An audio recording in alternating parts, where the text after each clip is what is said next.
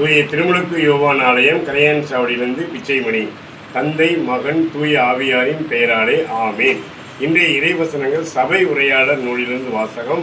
பிரிவு 7, இறை சொற்றொடர்கள் 14 முதல் 18 முடிய.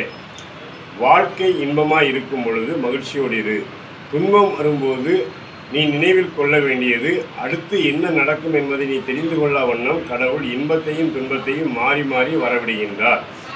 என் பயனற்ற வாழ்க்கையில் நான் அனைத்தையும் பார்த்துவிட்டேன். நேர்மையாளர் நேர்மையாயிருந்தும் மாண்டடைகின்றார். தீயவரோ தீமை செய்து கொண்டிருந்தும் நீண்ட காலம் வாழ்கின்றார். நேர்மையை நடப்பதிலும் ஞானத்தை பெறுவதிலும் வெறி கொண்டவராயிராதீர். அந்த வெறியினால் உண்மையை அழித்துக் கொள்வானேன். தீமை செய்வதிலும் மூடராயிருப்பதிலும் வெறி கொண்டவராயிராதீர். காலம் வருமுன் நீவிரியன் சாக வேண்டும். ஒன்றை பற்றி கொண்டிருக்கும் பொழுது அதற்கு மாறானதை கைவிட்டு விடாதே. நீ கடவுளுக்கு அஞ்சி நடந்தால் அனைத்திலும் வெற்றி பெறுவாய். ஆமேன். இயேசுவுக்கே புகழ், இயேசுவுக்கே நன்றி. மரியே வாழ்க.